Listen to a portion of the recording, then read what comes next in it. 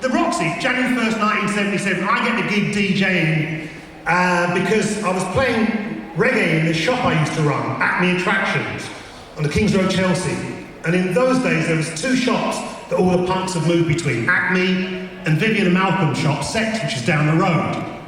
And there was a rivalry between the two shops, of course. Yeah, I mean, Vivian didn't like anybody that sort of wasn't part of her camp. And, but my shop was always full up, because I was playing dub reggae and the clothes were cheaper. You could get trousers in my shop for 20 quid. In Vivian and Malcolm's shop, they were 60 quid.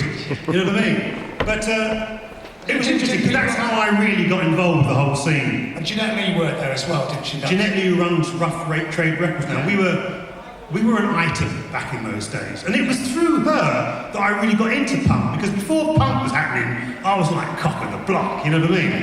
And then these white guys come along and begin to kind of steal my girlfriend's attention. And initially I was kind of resistant to the whole thing.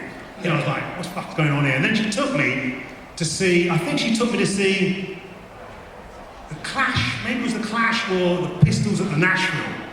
And when I saw those guys on stage, like 4 sticks of fucking dynamite, it was undeniable.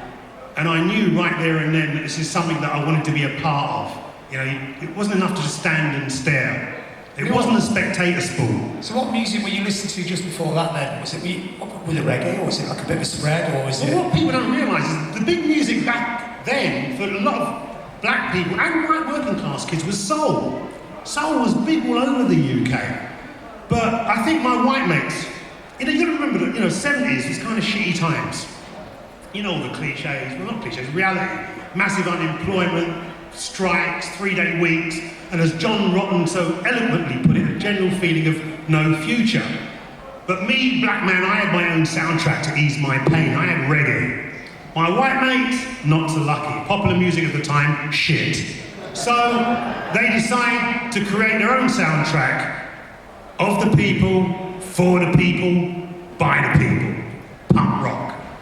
And do you click into it straight away? You went to this gig, and you took, even though the music is ostensibly very, very different to what you're listening to, is it just the energy and excitement, the ideas? It was the energy and the anger, because we were all fucking pissed off. Yeah. I mean, I was well pissed off being black and British, but by that time it seems like society had alienated its own white youth. So we were, you know, I mean, people see reggae and punk as like these distant things, but we were very much like-minded rebels. And from my perspective, Jamaican music ain't nothing but Jamaican punk rock, as hip-hop was American hip-hop initially. I mean, it all went pear-shaped, obviously. But I think it was the connection of spirit and attitude that really helped us to form these bonds. When you start speaking to these people, and in the bands and the scene, and there's not that many people at that time, is there? Is this going to be a Public Enemy moment? You know what time it is. Been waiting for someone to do that all day. Yeah. Go on, what are you saying? Yeah, we're talking about, so when you start speaking to these people on this very early punk scene, 50, 60 people into it, is it kind of like a common kind of ground? Yeah. I've given you a golden watch. Stayed on. Okay, when this thing started, I mean, I started to see these kind of weird guys hanging around. John Robb, some of the Clash guys, and you could see that there was something bubbling. You know what I mean? And we're talking about 76 here.